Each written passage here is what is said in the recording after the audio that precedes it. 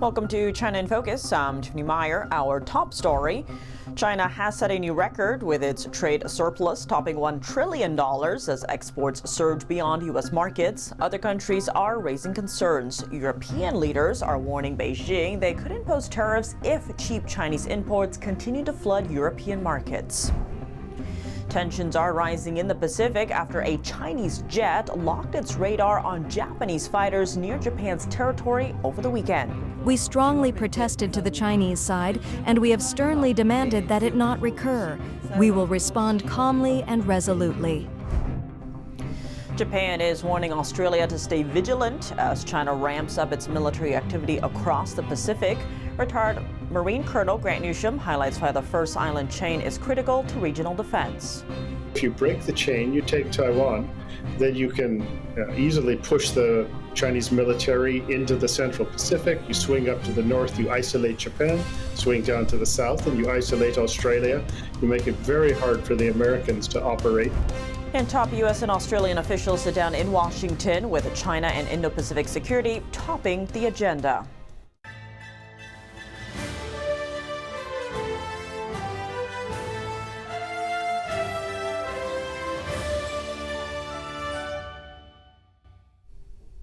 For the first time in history, China's trade surplus topped $1 trillion as the country redirects shipments to non-U.S. markets. In November, exports to European nations, Australia, and Southeast Asia surged, while shipments to the U.S. fell sharply. Economists say Washington's steep tariffs, averaging around 48%, continue to weigh on Chinese exporters' profit margins. The world's second-largest economy has ramped up efforts to diversify its export markets since Trump took office again. It's been pursuing closer trade ties with Southeast Asia and the EU. Beijing had used Chinese firms' global footprint to establish new production hubs for low-tariff access. Customs data showed on Monday that China's exports grew 5.9% year-on-year. The data showed Chinese shipments to the U.S. dropped 29% in November year-on-year. That was even though the month began with news that the U.S. and China had agreed to scale back some of their tariffs. Exports to the European Union grew an annual 14.8% last month, while shipments to Australia surged by over a third.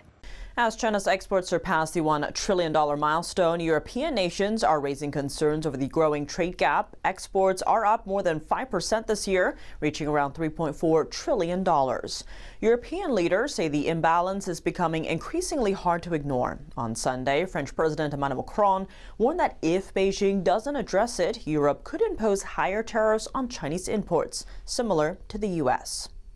He says Europe is losing momentum in areas like automobiles, technology, and luxury goods. According to the Wall Street Journal, China now makes up around 15% of global exports and nearly 1/3 of all goods shipped worldwide by volume. In other words, for every container coming in from Europe, 4 are leaving China. Meanwhile, China is expanding its exports beyond Western markets, shipping more goods into regions like Africa, Southeast Asia, and Latin America. In Southeast Asia's 6 largest economies, Chinese exports have jumped more than 20% compared to last year, according to the Financial Times.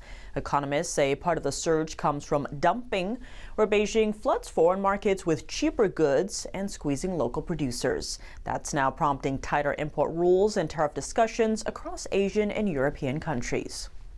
A military incident between Japan and China is in the spotlight. On Monday, Japan disputed China's characterization of a weekend occurrence involving the two countries' military aircraft. In a rare move, a Chinese aircraft locked its radars on Japanese fighters near Japan's Okinawa Islands. Japan says its self-defense forces had not disrupted the Chinese Navy's flight training, as Beijing claimed. In response, Tokyo summoned the Chinese ambassador over the incident as tensions continue to rise. Meanwhile, here's what Japanese Prime Minister Takaichi had to say about the situation. China's radar lock-on was a dangerous act exceeding the scope necessary for the safe flight of aircraft, and it is extremely regrettable that such an incident occurred. We strongly protested to the Chinese side, and we have sternly demanded that it not recur. We will respond calmly and resolutely. A Chinese carrier strike group launched intense air operations near Taiwan and Japan in recent days, with more than 100 military ships involved at one point. The Chinese embassy denied Tokyo's claims. It says Japanese aircraft had endangered flight safety by approaching China's aircraft carrier as it changed with 3 missile destroyer escorts. The encounters come after Takaichi warned last month that Japan could respond to any Chinese military action against Taiwan that threatened its security. Meanwhile, Japan is calling on Australia to stay vigilant over China's growing military aggression. Japan's defense minister sat down with his Australian counterpart on Sunday in Tokyo. NTD's Flora Hua has more. In the face of increasing threats from Beijing, 2 U.S. allies, Japan and Australia, are now vowing to work together to uphold peace in the region. We do not want to see any change to the status quo across the Taiwan Straits. In general terms, Minister Koizumi and I spoke about the way in which Australia and Japan can work together to assert the rules-based order and provide for the peace and stability of the Indo-Pacific. Tokyo lodged a strong protest with Beijing, accusing a Chinese fighter jet of radar-locking aircraft belonging to Japan's self-defense force on 2 occasions. Yesterday, there were 2 incidents in which Chinese military aircraft directed their radars at Japan's self-defense force aircraft. Such actions are dangerous and go beyond what is necessary for the safe operation of aircraft. We lodged a strong protest with the Chinese side and firmly demanded that such incidents not be repeated. Japanese defense officials quoted by the country's news agency said the Chinese carrier called Liaoning was conducting aircraft exercises which violated Japan's airspace. And when Japan sent fighter jets to remind the Chinese aircraft to leave, the Chinese aircraft locked its radars on the Japanese planes. Fighter jet radars can be used for surge or missile attacks. This is reportedly the first instance of a radar lock between Chinese and Japanese warplanes. The Chinese Defense Ministry responded hours after Tokyo's initial protest. China refused to acknowledge any wrongdoing. A Beijing's spokesperson accused Japan of testing the waters of militarism and disrupting its defense trainings. The incidents took place over high seas southeast of Japan's Okinawa, where about 3/4 of U.S. military facilities in the country are located. Flora Hua, NTD News. Taiwan and Japan are part of what's known as the first island chain. Why is that so important, especially for preventing China from taking Taiwan and pushing into the Pacific? We tap retired Marine Colonel Grant Newsham, a senior fellow at the Japan Forum for Strategic Studies and author of When China Attacks. Well, the first island chain that you mentioned, and Taiwan is in the very middle of it, if you think of it like a castle wall, it has bedeviled Chinese strategic planners forever. Because without the ability to get through that chain, an opponent, an enemy, can really prevent you from doing it unless it's at great cost. So if you break the chain, you take Taiwan, then you can easily push the Chinese military into the Central Pacific. You swing up to the north, you isolate Japan, swing down to the south, and you isolate Australia. You make it very hard for the Americans to operate. They've been operating freely since World War II. And suddenly they have to deal with a very difficult problem, Chinese military. But there's also, once again, a political psychological aspect to all of this. You think about what the message is if Taiwan comes under Chinese control, effectively 23 million free people enslaved. Well, it's going to send a message that American military might couldn't prevent this from happening. U.S. economic and financial pressure couldn't do it, and U.S. nuclear weapons couldn't do it. So anyone in Asia or elsewhere that thinks they've got a promise, real or implicit, from the Americans to protect them, they're going to have second thoughts. And I think you will find that Asia turns red overnight, or at least a really dark pink, as everybody tries to cut the best deal they can with the Chinese. And the Americans would be really humiliated, effectively pushed out of the Western Pacific, and you would feel the effects of that globally, as it suddenly looks like the Americans are on the sort of a ride down, and it's the Chinese who have the upper hand. So Taiwan has an outsized importance beyond just the military, and that's as important as anything. I think the actual presence of chips or semiconductor manufacturing on Taiwan and the importance of that to the global economy That's just gravy from the Chinese perspective. If it's still there when they get Taiwan, if they were to try to get it, that would be very nice. But there's other reasons that I've just named that are enough to make Taiwan a very juicy target for Xi Jinping. On top of these economic and geopolitical aspects, there's another concern from the Chinese Communist Party. Grant Newsham says Taiwan is, quote, an existential threat to the communist regime. One thing about Taiwan that I didn't mention is to the Chinese, it's an existential threat. You would ask, well, how can a place with 23 million people be an existential threat for a place with 1.4 billion, maybe a few less compared to, given what the Chinese have said. But the reason is it's a free society run by people of Chinese origins, many of them, not the indigenous people. And it shows that they can handle democracy, freedoms, consensual government, all of the liberties that the civilized world takes for granted.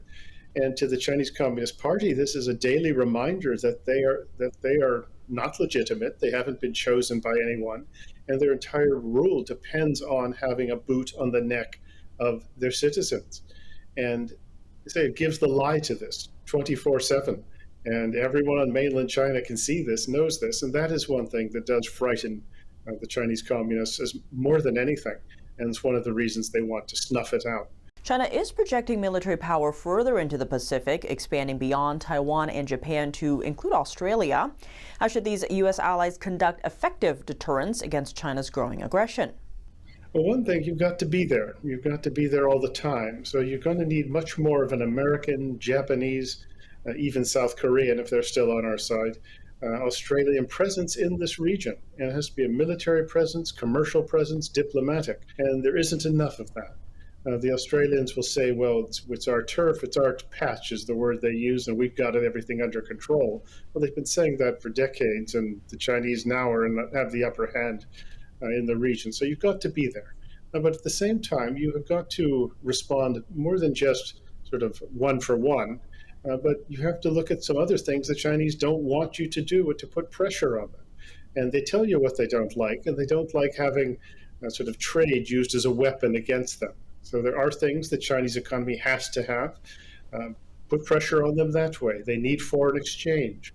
They need to export to earn money. Well, put some pressure on them that way. Expose the obscene wealth of Xi Jinping and his cronies and let them explain that to the 600 million Chinese who live on $5 a day or less.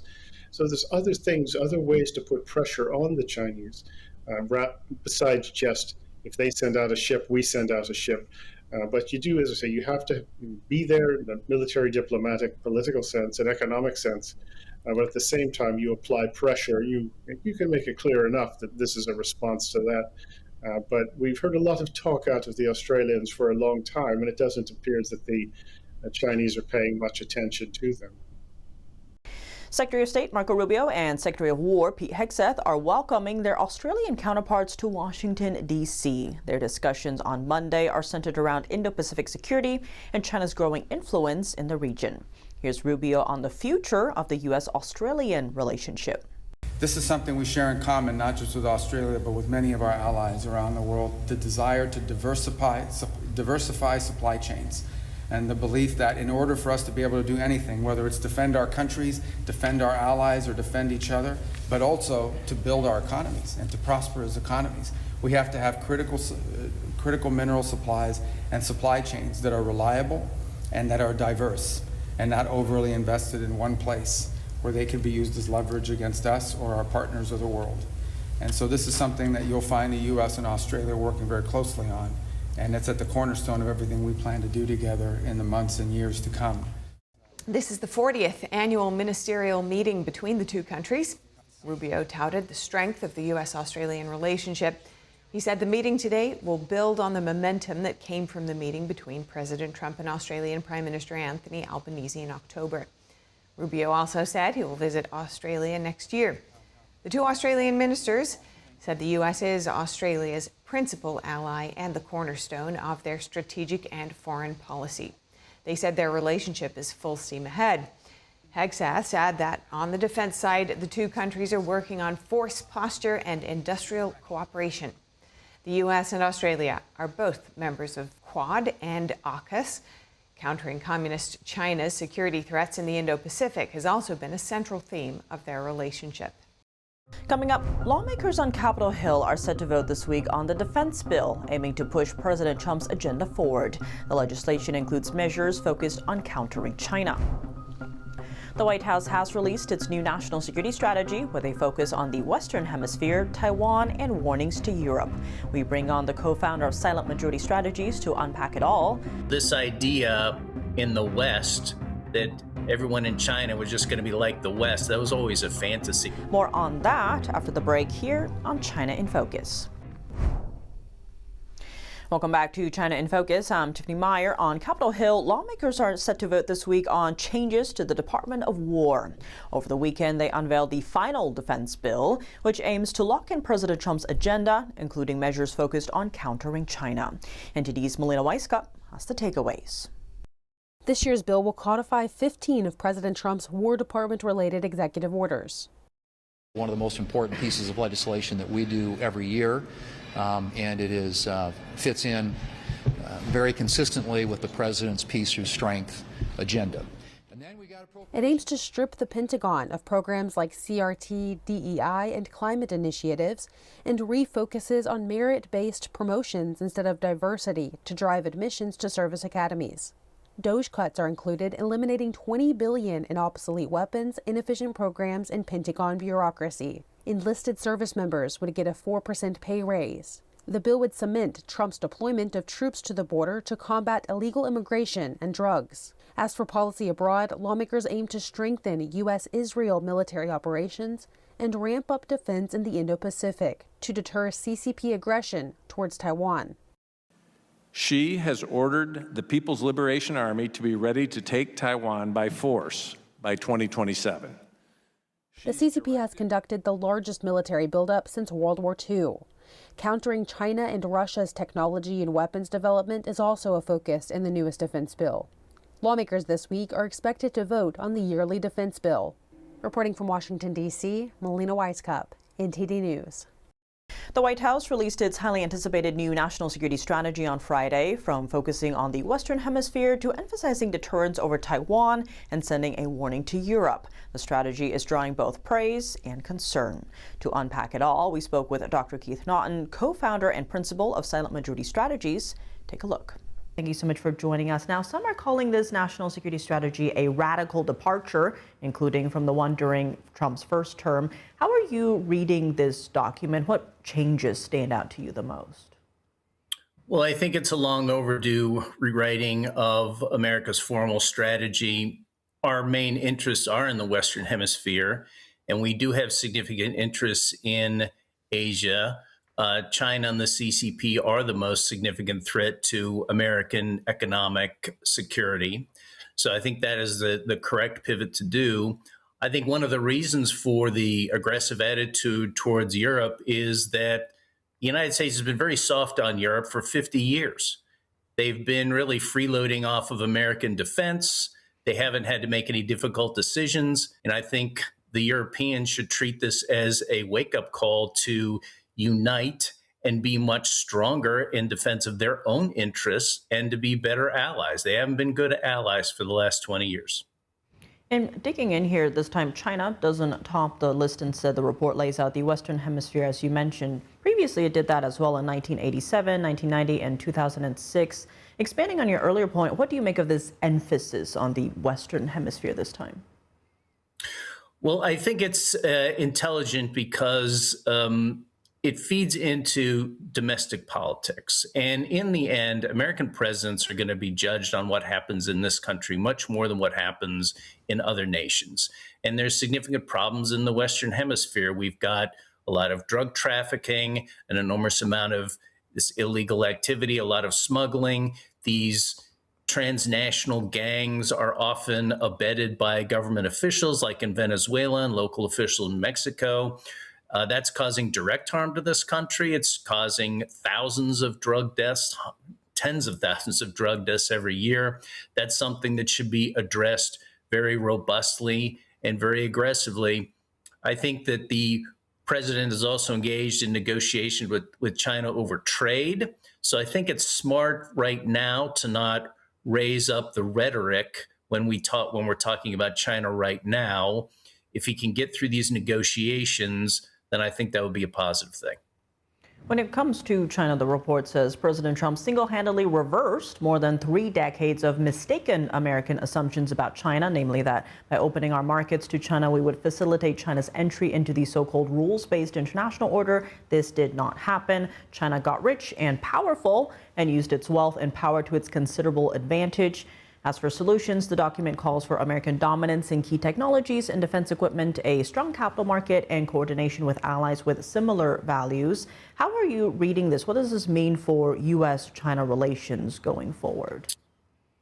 Well, I don't think it would have gone back 30 years, maybe 20 years. I think that the permanent normal trade relations were an enormous mistake. So this idea in the West that everyone in China was just going to be like the West, that was always a fantasy.